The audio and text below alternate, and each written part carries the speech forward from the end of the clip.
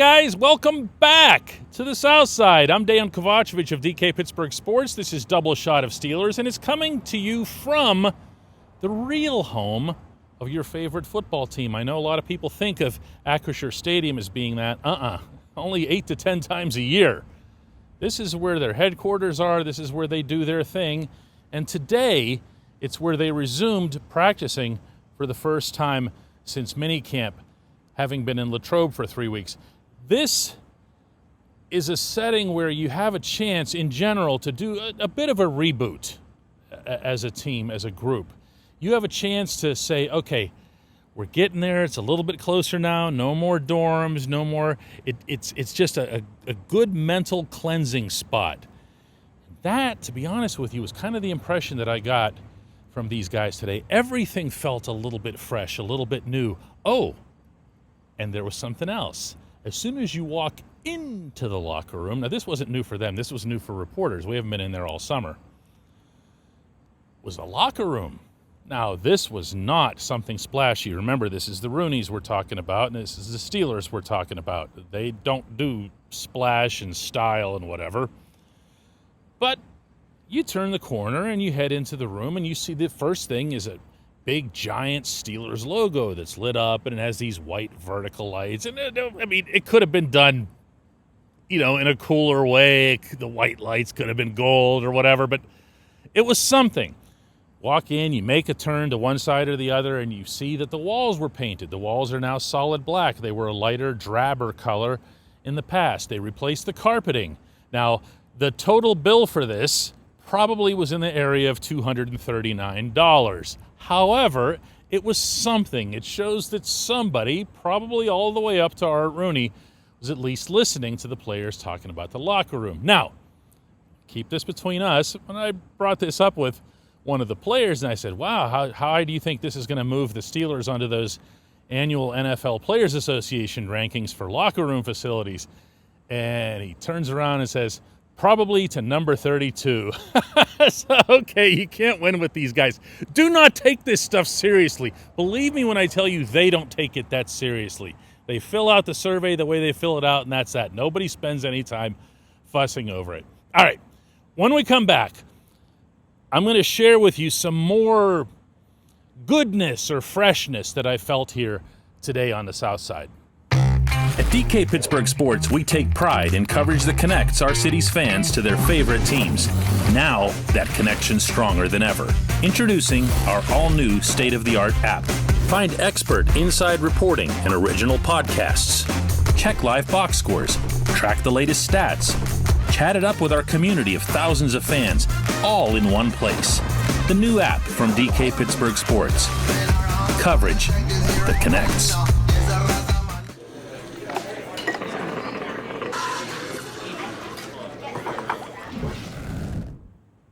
Welcome back to the Southside. Our DK Pittsburgh Sports app offers all kinds of coverage of the Steelers. We've got the X's and O's, the All-22 film, the transcripts, the press conferences, everything. I'm going to go for something a little bit different today. In fact, that was the approach that I took here all day. I just wanted to look around, absorb, listen. And out of everything that I did over these few hours here, probably the one remark that stood out in some of these conversations that I had came from Deshaun Elliott, who said that he felt that the defensive talent was here in 2024. He felt that there were football people, football capable players on hand to be really good. They were missing something. And in his words, it was Mike Tomlin's call to go and get a Jalen Ramsey, to bring someone like that in to add to this whole, I guess you can call it a killer instinct. And I'm not going to sit here and overblow either that facet or Ramsey himself at this stage of his career. But it's real. If it's real to them, then it's real in the football setting. We can roll our eyes at it. We can say, give me the other stuff. Give me the give me the stats and so forth and snap counts and everything. We can do that. And we're going to do that. But when someone like an Elliott who plays with that passion, with that diligence, with that level of finishing things off, I'm going to take that seriously. And when he's saying it about people like Tomlin and Ramsey, then it's absolutely to be taken at face value. So when I asked Elliott in return,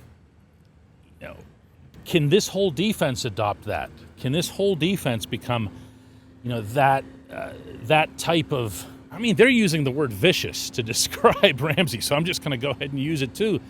And he said, "Yeah, absolutely. That was the point of this, and that's going to be the source of a lot of our collective confidence." That's okay. That's what you want to hear. One thing that happens around this time of year is that we all start taking the preseason games a little bit too seriously. And listen, I'm not immune to that. I'm getting on a plane and flying to Charlotte too. I know not a thing's going to happen down there of any significance to anybody except for like the fringe guys except Beanie Bishop. You know what I mean? But once you come back here and you realize, okay, none of that stuff really meant anything. It was a battle to see who would get cut, get your way down to, close to 53. Once you get back here, you realize this is the real stuff. They've done a great job, I think, of compartmentalizing it, the players.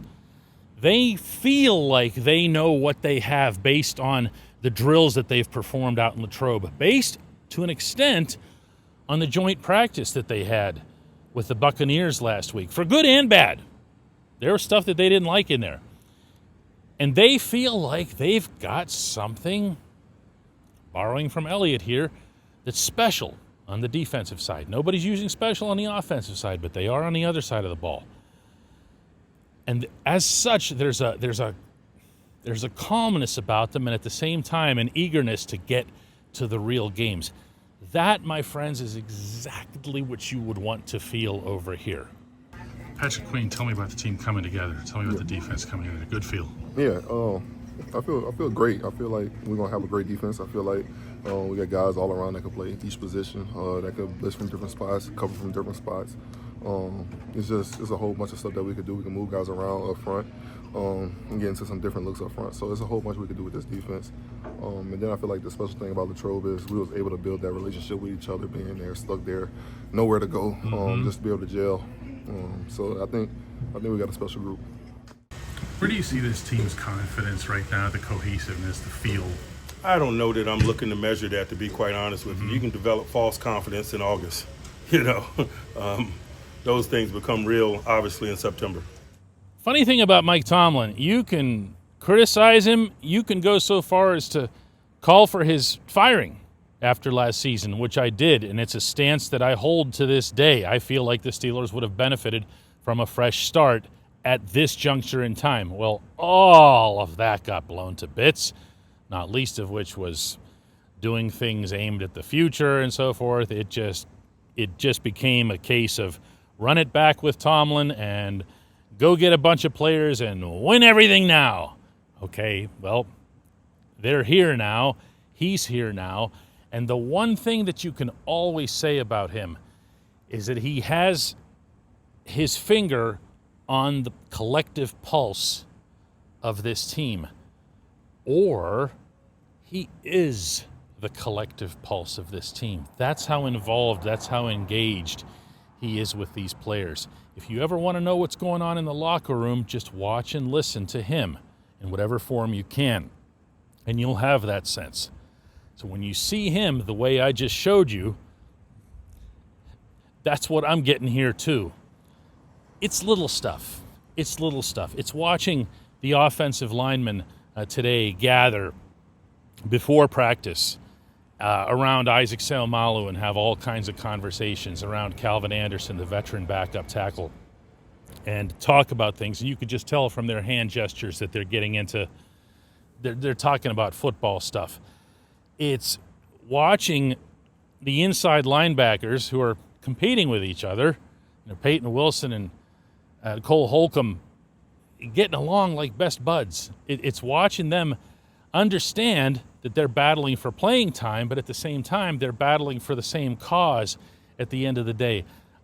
Loved seeing that. Absolutely loved seeing that. It's Darnell Washington getting love from all over the room. I don't know how else to put that. Everywhere Darnell goes, it's just love just goes in his direction. And then it's, Aaron Rodgers walks into the room and repeating that this is the first time that reporters have been in the locker room this summer. This was my first time seeing him in there. That's always a little bit jarring. He's using the same corner that Ben Roethlisberger sat in, not the exact same stall, but the same corner. And just watching him walk in there, he's Aaron Rodgers.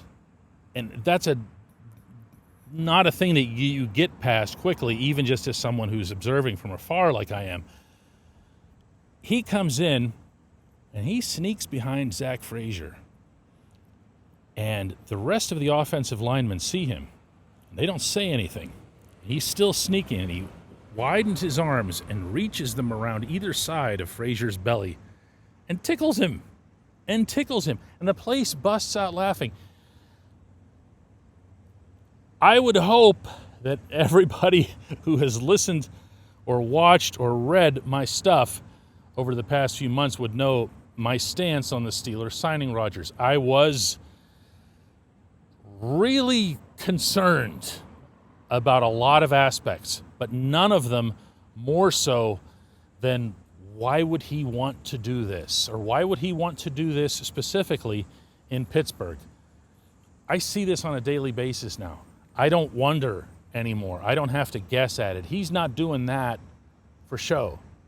He's not going up to the third string something. I don't even remember the kid's name myself. Back up at such and such O-line position and just buddying with him like they've known each other all their lives.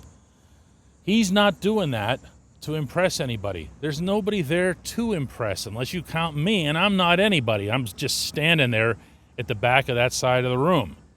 He's not doing it for ESPN or Good Morning America or Jeopardy or whatever. He's just being himself around these guys. And I really like seeing that. And when we talk about the mood or the vibe or the sense that there is around this team,